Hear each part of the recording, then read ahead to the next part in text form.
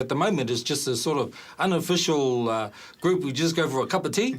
Most of the people that have had stroke, they have difficulty with communication, and to even just open your mouth, that's not a very exciting moment when you have to open your mouth with a group of people around you and they can all hear what you're not saying very well. Some of them came in last night with toko and so on, so you can see with the body before they even open their mouths. So it is daunting to come to hui.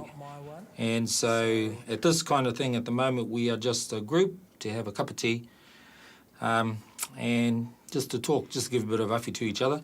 We're talking about people that have been through some incredible life-changing stories developing right in front of our eyes. Kei te whakarongo mai koe ki te pūmanawa, waru te kauma, iwa here with Kingi and Nicole on Brekui. I'm starting to prioritise everything now, and I'm thinking, what do I need to know?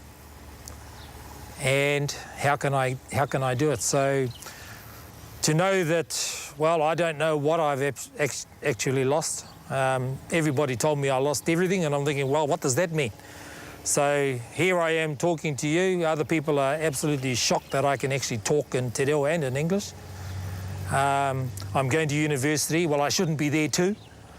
So I think, okay, I don't know whether it's my makeup or where we live. I think it all comes together because the environment that we're in, our own tribe are in the same situation. We're trying to work how to survive as an iwi.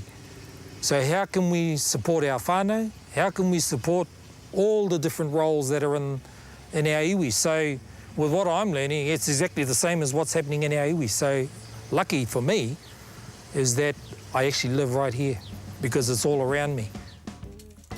Ko te mea pai mo Rukingi, kei te noho ia ki tōna tūranga wāwai ki te taha o tōna whānau.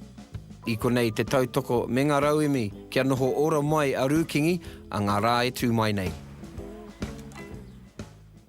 Stroke is horrible, but I'm one of those dumb people that even when you know that you have to stop, you can't stop. So something as horrible as a stroke, something bad, illness is the only way that you will stop. I'm not saying that everybody needs to go through it, but some of us, it's the only way it will stop us. And by stopping us, I mean stopping us enough to actually see what we're doing to ourselves. Koe tei o nā ahuatanga e pānei ki te ikura roro.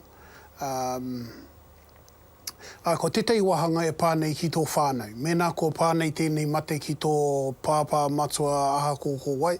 Ai, he wahanga no tērā. Engari, atu i tērā, whakaarohia ko te momi paipa. Me mutu te momi paipa.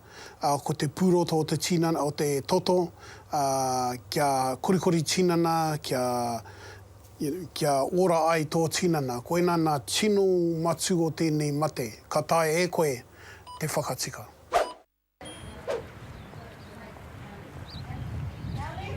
Me tātai atu koe ki te tākuta mo ngā whakamātautau, me whai hoki i ona tohu, pātai hia tō whānau me o hoa, hei hoa tautoko.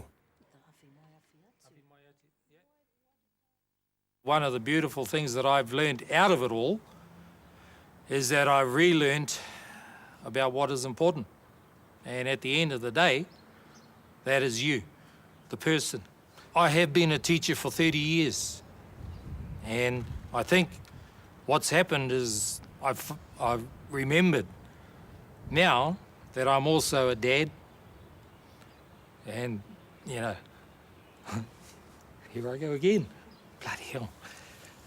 I must be tired or something, but I think I've had the chance to have a re-look at myself. And so you've got to, everything around you is very important, yes, with the iwi, with everything else around Rotorua, but I think what I've now learned is that my number one role is to be a father, a husband, a koro, and so because I've lost everything else, I've had the chance to have a re-look back at what is really important.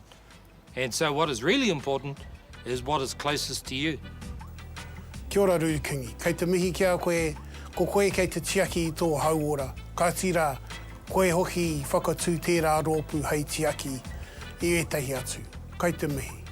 Maumara hoki tērā kōrero, tama tū, tama ora, tama noho, tama mate. When I started to remember some of the kupu, I would overuse them because they were the only words that I could remember.